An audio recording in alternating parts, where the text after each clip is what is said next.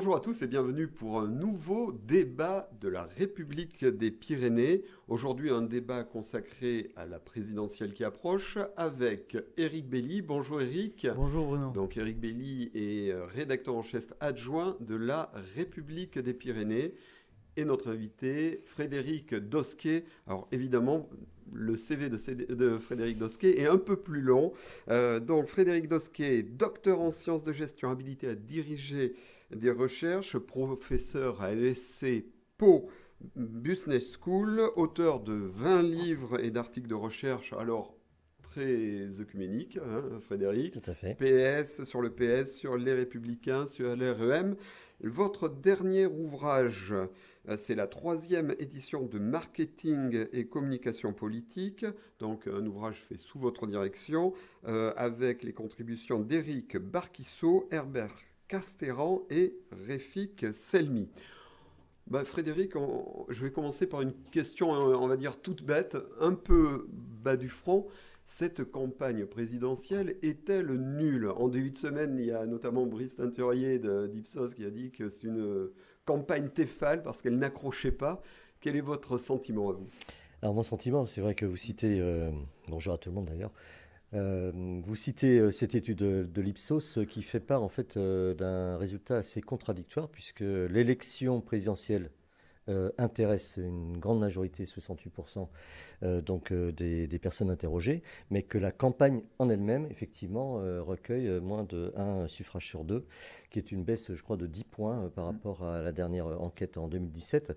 Donc, elle accroche pas, elle était fâle. C'est parce qu'on n'est peut-être pas encore rentré dans la campagne. Exactement, ce que je vais vous dire, c'est qu'on attend quand même le principal, donc la principale partie prenante de cette campagne est Emmanuel Macron, qui n'est pas encore entré en campagne. Donc je pense qu'à partir du moment où le président sortant va se jeter dans l'arène, il va y avoir effectivement un peu plus d'animation et j'espère en tout cas, en tant que citoyen, un peu plus de fond. Oui, Éric, vous suivez ça au quotidien. Vous en pensez quoi de cette campagne présidentielle? Qu'elle accroche pas, c'est un fait. Je crois que la même étude souligne qu'un Français sur deux n'a pas parlé encore de la campagne présidentielle en famille. Donc c'est un signe. Que Macron ne soit pas entré en campagne et que un petit peu ça retarde l'entrée dans le vif du sujet, c'est un fait aussi. Pour autant, je pense que cette campagne, il s'est passé plein de choses déjà qui ne sont pas tout à fait anodines. L'irruption d'Éric Zemmour, son affrontement avec Marine Le Pen, la longue séquence de la primaire chez les LR, où on a assisté quand même à la chute de Xavier Bertrand, qui était annoncé favori dans les sondages, et à l'émergence de Valérie Pécresse, la séquence de la primaire à gauche, où on a eu confirmation à la fois de l'éparpillement de toutes les composantes et du très mauvais état de santé du Parti socialiste qui est en train d'exploser sous nos yeux. Ce n'est pas rien. Oui, mais là, c'est vrai que vous nous parlez des hommes et des femmes de la campagne, mais les thèmes, eux, Frédéric, je pense qu'ils ne semblent pas fixés. On a l'impression qu'ils arrivent et qu'ils repartent par vagues, sans fond. On a eu l'immigration, on a eu les droits de succession, on a eu le temps de travail, ça va, ça vient, mais il n'y a pas de thème de campagne fixé. Alors, il n'y a pas de thème effectivement fixé encore maintenant, mais finalement, quand on analyse un petit peu depuis quelques semaines, voire quelques mois maintenant, il y a 3 thèmes qui reviennent. J'allais dire une triste trilogie, travail, famille, patrie. Peut-être qu'on aura l'occasion d'y revenir. Oui, d'ailleurs, j'ai commis... J'encourage les lecteurs, enfin ceux qui nous suivent aussi, à lire votre tribune dans le journal de samedi. Voilà, tout à fait. Merci beaucoup de l'invitation. Mais il me semble que ces trois thèmes, quand même, sont sous-jacents en termes de travail. Si on va un petit peu plus dans le détail, eh bien, nous avons la bataille des 35 heures qui est revenue en tout début de campagne, notamment au cours de la campagne de LR. Et évidemment, depuis depuis 2 ans et demi maintenant, nous avons évidemment tous subi, entre guillemets, le télétravail, et qui a vraiment posé un certain nombre de questions sociétales quant à la place du travail dans la vie de nos concitoyens. Concernant la famille, on a la triste, célèbre maintenant affaire Orpea, qui met en avant effectivement la place laissée à nos aïeux et plutôt cette absence de place au sein de notre société. Nous avons également le problème de la succession, puisqu'on a eu de la surenchère à gauche. Oui, sur voilà, les droits de succession, tout à fait. Là, voilà. on reste gratis. On reste dans la famille. Et puis enfin, me semble-t-il, et ça vous l'avez souligné Eric, la dernière partie de cette trilogie, La Patrie, avec le thème de l'immigration, donc qui est assez récurrent, vu la guerre donc entre les Le Pen et Zemmour, forcément il va y avoir également là de la surenchère. Et puis évidemment, dernier point, la conjoncture internationale avec la Russie et l'Ukraine. D'accord. Travail, famille, patrie, vous y retrouvez, Eric, dans des thèmes qui émergent de la campagne? Non, que ces thèmes-là émergent, oui. Alors après, est-ce qu'il faut en déduire que c'est l'extrême droite qui impose ou une certaine vision pétainiste de la campagne, ce que semble suggérer Frédéric, impose ces thèmes? Je pense qu'on peut aller un peu plus loin que ça, parce qu'on peut observer que semaine après semaine, il y a quelques thèmes, on sent bien qu'ils vont rester sur la table jusqu'au bout. Le pouvoir d'achat, l'écologie, la sécurité, qui est un vrai sujet de préoccupation des Français, il faut pas le nier, et l'accompagnement des personnes âgées. Mmh. Alors tout à l'heure, on parlait des hommes et des femmes de la campagne. Il y a un absent pour l'instant, mais qui est omniprésent, c'est Emmanuel Macron.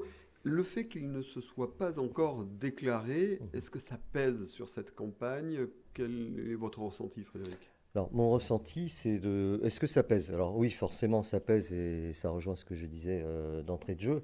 À partir du moment où le président sortant va rentrer dans l'arène, effectivement, je pense que ça va vraiment imposer une certaine dynamique, et notamment par son intermédiaire. Parce que finalement, comme il n'est pas officiellement candidat, il ne peut pas imposer son agenda en quelque sorte. Mais ce n'est pas une nouveauté, ça. C'est pas une nouveauté, non, mais tout à fait. C'est vrai que quand on... En même temps, Frédéric, est-ce qu'il n'est pas déjà en campagne? Est-ce qu'il n'est pas en train justement d'imposer son agenda en jouant, voire surjouant le chef des armées, le chef de la diplomatie, alors ça, le chef de l'Europe? Oui, alors Eric, ça c'est votre avis, j'allais dire partisan, mais d'un point de vue purement citoyen, le président n'est pas encore rentré officiellement en campagne, ça c'est un fait, et je pense que ce que je disais, c'est que à partir du moment où il va rentrer en campagne, il va essayer, est-ce qu'il va réussir, on ne sait pas, mais il va tenter, il va essayer d'imposer son agenda. Et effectivement, vous disiez historiquement, l'ensemble des présidents sortants qui se sont relancés dans une nouvelle conquête du pouvoir ont retardé le plus possible, quasiment tous, il peut y avoir des exceptions, mais quasiment tous, le temps d'entrer dans la campagne. Et ils ont, à mon sens, bien raison, et on le voit, Macron, sans rentrer dans la campagne, est en tête avec en gros 24% des intentions de vote. Le fait qu'il refuse... Ah, Eric. Non, je voulais rappeler l'exemple peut-être le plus célèbre, qui était la deuxième candidature de... La candidature de François Mitterrand pour sa réélection en 1988, il s'y était pris, je crois, le 22 mars. Oui, c'est ça, un mois. Oui, c'est un ça. mois du scrutin. Un mois du scrutin. Et Emmanuel Macron a jusqu'au 26 février pour se déclarer. Donc on n'est pas loin. Emmanuel Macron, neveu de tonton, quoi. Dans les pas de tonton. Ou dans les pas de tonton. Oui, même s'il rentre en campagne, il se murmure qu'il refusera des débats de premier tour. Vous en pensez quoi, Frédéric? Alors, c'est vrai que j'ai lu cela. Bon, rien n'est officiel puisque, encore une fois, on ne sait pas s'il sera candidat. Bon, il y a des présomptions, mais alors, est-ce qu'il devrait participer à un débat du premier tour? Je rappellerai qu'ils sont 16 candidats en lice. Alors, est-ce qu'on va inviter sur un plateau techniquement les 16? Est-ce qu'on fait une segmentation? Mais de quel droit? Qui ont fait participer? Bon, donc ça pose quand même des problèmes. Ils ne seront peut-être pas 16 au 4 mars. Alors, Oui, mais il Peut-être, mais enfin, au mais il jour serait d'aujourd'hui, important hein, quand même. ils sont 16 en lice. Oui, il serait Ouais. quand même important que Jupiter descende au niveau des hommes, à un Alors moment. voilà, d'un point de vue citoyen, effectivement, si Emmanuel Macron joue le président candidat, je suis pas sûr que ça lui serve, très honnêtement, parce que ça lui sera reproché. Et justement, ce côté jupitérien lui a été reproché depuis maintenant 5 ans.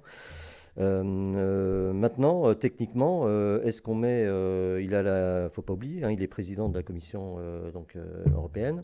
Donc ça veut dire quoi? Ça veut dire qu'il a des responsabilités. On est pris dans un engrenage international qui fait que voilà, il a cette posture, je dirais, étatique. Est-ce qu'on le met dans l'arène et puis il va se faire tirer, on tire au pigeon, hein, excusez-moi l'expression, mais ça va être ça, quoi. Tout le monde va converger et c'est bien naturel, eh bien, par ces attaques vers lui. Moi, franchement, je ne suis pas sûr que, voilà, stratégiquement, je ne dis pas d'un point de vue citoyen, mais stratégiquement, qu'il ait tout intérêt à quand même à franchir le pas de ce premier débat. Oui, Eric, Emmanuel Macron a intérêt à aller au débat pour ne pas dire au combat. Je pense qu'il a intérêt à y aller une fois. Il l'avait fait, alors certes, il n'était pas président sortant. Il l'avait fait en 2017 lors du premier tour avec, si ma mémoire est bonne, un certain nombre de candidats. Tous les tirs avaient convergé vers lui. Il était le candidat à abattre. Cette fois-là. Et il s'en était bien sorti. Je note aussi qu'il est descendu dans l'arène après la crise des Gilets jaunes, que visiblement il aimait ça. Et en faisant le tour de France et en organisant tout un tas de débats citoyens, c'est plutôt un exercice dans lequel il arrive à tirer son épingle du jeu. On a parlé des thèmes, on va revenir aux personnes.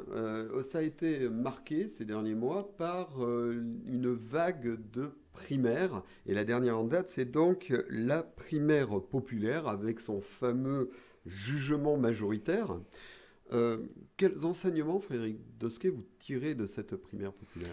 Éric le disait en tout début de débat, le PS était au plus mal. Je rappelle le score de la dernière présidentielle, hein, moins de 10%. Et quand je dis 10%, c'est vraiment bien pesé pour le Parti socialiste. On était proche des 6% en réalité.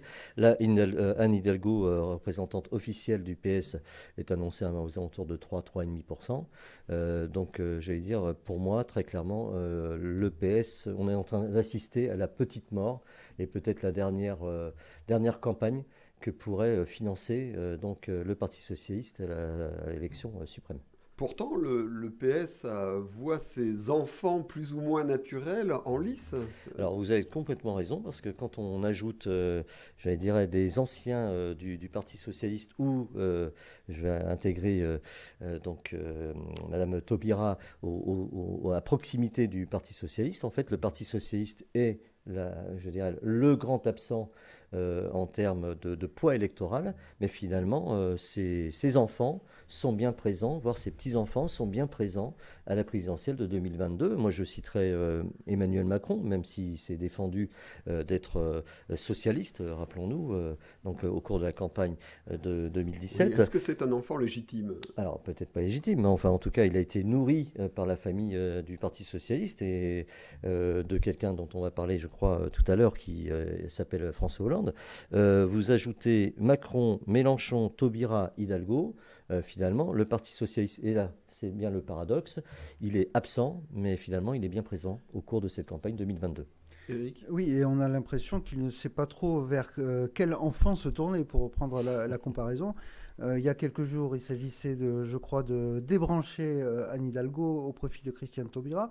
Entre-temps, il y a eu ce débat devant la Fondation Abbé Pierre où Christiane Taubira, sur la question de logement, n'a pas convaincu tout le monde, loin de là. Et maintenant, on assiste à une opération pour sauver le soldat Hidalgo. On a l'impression que le PS a perdu sa boussole. Oui, avant, ce qui faisait la force de la gauche et notamment du Parti socialiste, c'était la question du programme. On se rappelle du programme commun, c'était un socle de gestion politique.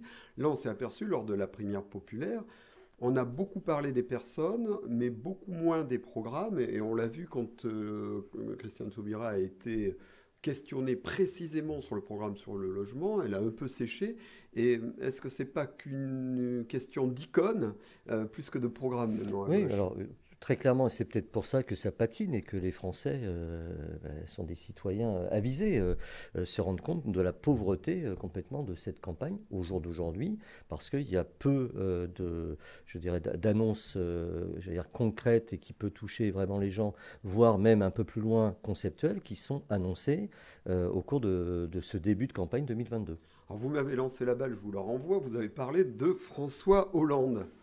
Est-ce que son fantôme plane au-dessus de cette élection ou pas du tout? Alors vous utilisez le terme de fantôme, je retiendrai ce premier terme, effectivement, pour moi c'est un fantôme. Eric? Oh, je serais un peu moins sévère. Pour moi, c'est la petite touche d'humour qui manquait à cette campagne. Ah oui, c'est vrai qu'il est très drôle, mais bon. Il fait ce qu'il sait faire de mieux peut-être, c'est-à-dire des blagues. Bon, à l'extrême droite, ce vendredi... C'est pas très gentil ça. On n'est pas là pour être très gentil. Ouais, c'est vrai. À l'extrême droite, par contre, il y a l'éclatement du Rassemblement national avec ceux qui rallient Zemmour. Zemmour, on ne sait pas encore si c'est une bulle ou si ça va concrétiser. On s'est aperçu ce mardi matin dans l'affrontement, on passait un cran. Qu'est-ce que vous en pensez, Frédéric? Oui, c'est vrai, bon, on assiste très clairement à l'éclatement de l'extrême droite. Tout à l'heure, Eric disait qu'on ne parlait pas il rappelait à juste titre l'étude d'Ipsos, on ne parlait pas de la campagne en famille. Je pense que dans la famille Le Pen, par contre, là, ça doit bien parler de la campagne, hein. Entre le père qui vient de faire un AVC, la fille qui est mal en point, qui est attaquée de toutes parts, et donc Zemmour, un autre enfant de l'extrême droite, on va dire, qui donc essaye de tuer le père en quelque sorte, la mère ou la fille. Et la nièce qui est en embuscade. Et la nièce qui est en embuscade. Donc ça reste une entreprise familiale. Plus globalement, effectivement, moi je dirais que Zemmour est en train de cannibaliser, excusez-moi, je reprends ma casquette de professeur de marketing, mais cannibaliser donc Marine Le Pen, et au risque que pour cette famille politique-là, eh bien, aucun des deux ne soit donc au second tour, très clairement en 2022. Sur l'extrême droite, Eric? Ah ben c'est un rapport de force qui a gagné, vous l'avez dit Bruno, en intensité encore ce début de semaine. Je pense que l'étape décisive, c'est le ralliement ou non de Marion Maréchal Le Pen à Éric Zemmour, qui pourrait permettre, si jamais il se produisait, à Éric Zemmour de gagner quelques points, de se rapprocher de Valérie Pécresse, de se rapprocher, de grignoter aussi sur Marine Le Pen, et on pourra assister à une fin de campagne à droite terrible où il y aura 2 morts. Je reste sur vous. À droite aussi, il y a un acteur local, on va dire, qui s'est mis à taper, qui s'est mis à taper sur Éric Zemmour. C'est Jean Lassalle. Ah oui. Alors Jean Lassalle dans tout ça. Alors Jean Lassalle, il y a la course au parrainage qui est compliquée parce que vous parliez de... Il y en a 124, c'est ça? Oui, voilà. Ça se passe pas trop mal pour lui. Il affirme avoir eu 500 promesses de parrainage et il en a 124 déjà validées. Il est plutôt en avance sur certains autres concurrents parce que tous les 16 postulants ne parviendront pas forcément à avoir ces fameux 500 parrainages. Après... Sur le plan politique, c'est plus compliqué. Il semble encore moins audible que la fois d'avant et il ne décolle pas des 1% d'intention de vote dans les sondages. Rapidement, Frédéric Dossuet. Oui, très rapidement. Oui, il pèse 1%, donc je vais être très, très rapide, hein, excusez-moi. Donc il a perdu 20% de potentiel de voix, puisque je rappelle que donc, il y a 5 ans, il a fait 1,21%. Maintenant, sur les promesses de signature, je pense que Jean Lassalle, c'est quelqu'un de la ruralité et que certains maires s'y retrouvent dans son discours. Je pense qu'il les aura sans problème. Après, effectivement, il faudrait mais comme il le dit très bien, il va résister parce que c'est son. Mais son ça mouvement. relève de cette résistance, elle relève de l'anecdote ou est-ce qu'il y a Je pense, franchement, je ne pense pas que Jean Lassalle pense une seule seconde, malgré qu'il ait commis un livre, Un berger à l'Élysée, pouvoir un jour siéger donc rue du Faubourg Saint-Honoré. Mais enfin, ceci étant, c'est une parole qui me semble intéressante parce que c'est une parole d'ailleurs dont Éric Zemmour s'était un peu rapproché, hein, rappelez-vous, la semaine dernière. Il est allé dans les campagnes. Il a promis d'ailleurs 10 000 euros pour chaque enfant né dans les campagnes françaises. Et donc la ruralité, c'est un thème qui est un vrai thème français, qui est bien représenté par Jean Lassalle. Bon, on va rester à droite. Valérie Pécresse. Valérie Pécresse, on voit que sa campagne, elle patine, il faut être honnête. Est-ce que vous pensez qu'elle peut le faire? Qu'elle peut au moins aller au second tour? Alors, je pense qu'il y a un risque qu'elle n'y soit pas. Moi, je suis assez surpris de l'absence. On parlait du fantôme de François Hollande, mais il y en a un qui est très peu. Le fantôme de Sarkozy. Voilà, le fantôme de Sarkozy. Sauf erreur de ma part, Nicolas Sarkozy s'est pas exprimé en faveur de Madame Pécresse. Et Nicolas Sarkozy, quoi qu'on en pense, reste quand même un poids lourd, et notamment à droite, qui pourrait peut-être dynamiser sa campagne et peut-être de la propulser un peu plus haut dans les sondages. Mme Pécresse, elle est en 3e position, à 1 point derrière Mme Le Pen au jour d'aujourd'hui, mais elle va vite être talonnée par Éric Zemmour. Je pense qu'elle est prise un peu dans l'étau. Oui, c'est prise en tenaille. En tenaille, tout à fait. Éric, sur Valérie Pécresse.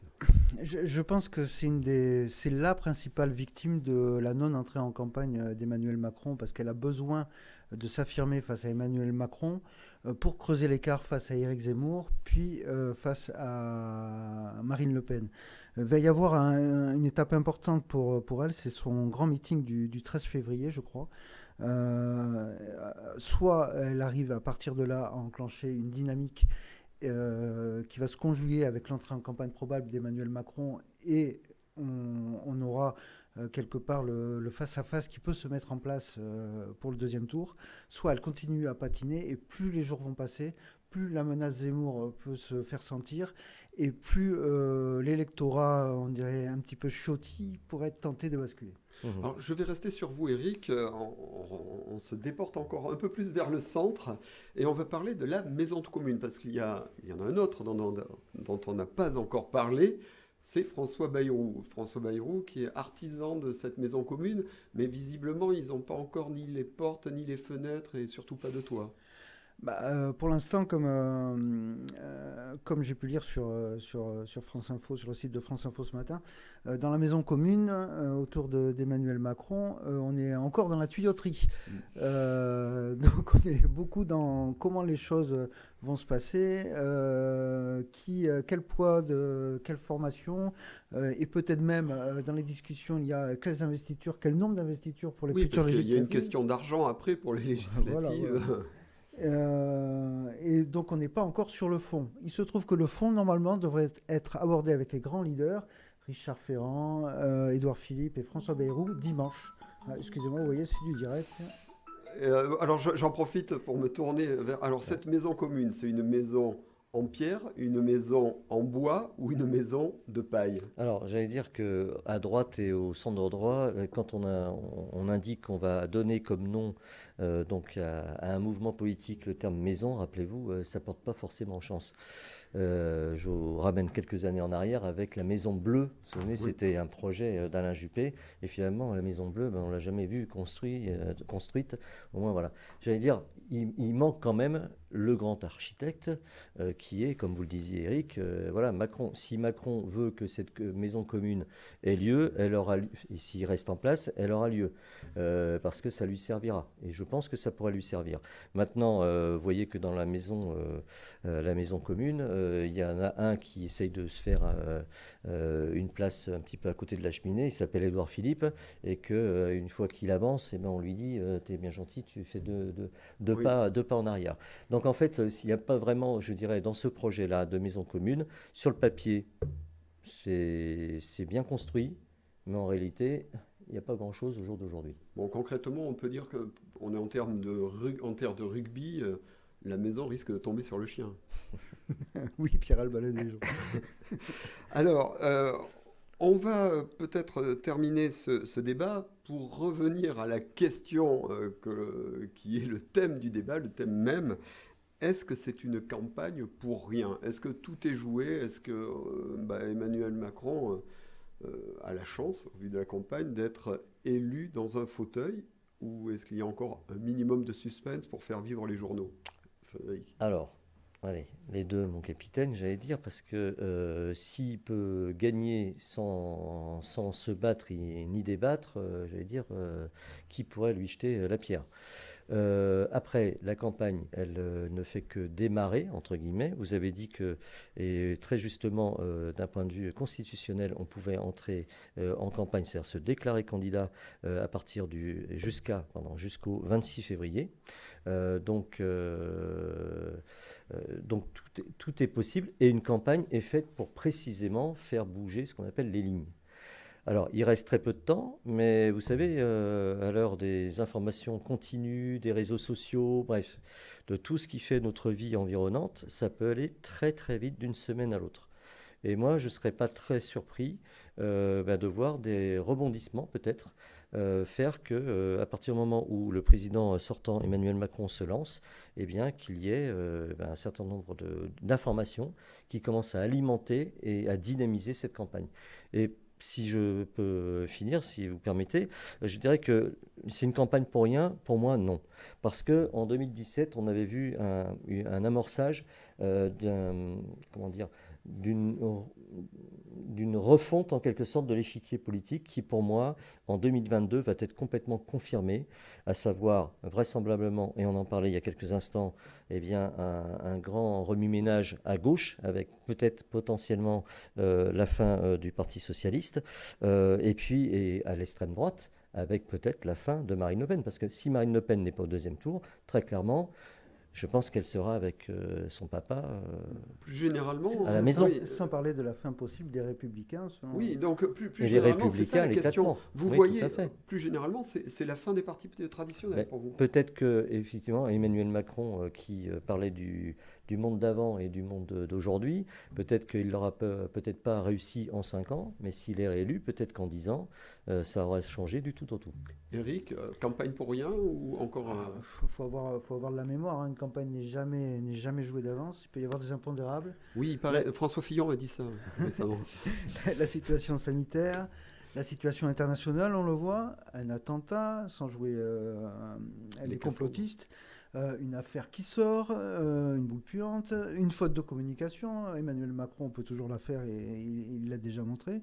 Et puis rappelez-vous de cette fameuse déclaration de Lionel Jospin dans un avion pendant la campagne sur l'âge du capitaine en 2002. Je vous remercie beaucoup à tous les deux pour ce débat. Alors ce débat, on l'a fait en ayant une pensée pour un homme qui a marqué la politique des Pyrénées-Atlantiques ces décennies dernières. C'est Georges Labazée. Georges Labazée qui nous a quittés dans la nuit. Vous retrouvez toutes les informations sur notre site. Et donc, c'est vrai qu'on tenait, Éric, à saluer la mémoire de Georges Labazée. Oui, c'est 5 décennies de vie politique en Béarn. C'était un élu vraiment enraciné, un élu de terrain, ancien instituteur. Il a été président du conseil départemental, il a été sénateur. Il a toujours lu quotidiennement la République. C'était un grand amoureux du journal. Je me souviens l'avoir vu en décembre dernier avec des étoiles dans les yeux à la soirée des Béarnais de l'année. Il adorait la République des Pyrénées, donc on adresse à ses proches et à sa famille nos plus sincères condoléances. Oui, Frédéric, c'était aussi quelqu'un qui illustrer et incarner la puissance du Parti socialiste à une époque. Alors oui, courant emmanueliste. Hein. Très emmanueliste. Ouais. Et d'ailleurs, j'avais eu la chance, parce que c'était une chance, lors de ma soutenance de thèse à l'université de Pau, qu'il soit présent. Il était venu très humblement pour participer en quelque sorte dans le public à ma soutenance de ma thèse. Merci beaucoup à tous les deux. Alors, un petit détail pour ceux qui nous regardent, si nous n'avons pas de masque, c'est parce que nous avons maintenu les distances réglementaires. Nous sommes à plus de 2 mètres les uns des autres. Merci beaucoup. Un dernier rappel. Frédéric Dosquet, quand même, l'ouvrage qui vient de paraître, la 3e édition de marketing et communication politique. Rendez-vous très vite la semaine prochaine pour un nouveau débat de la REP. Merci à tous. Merci. Merci.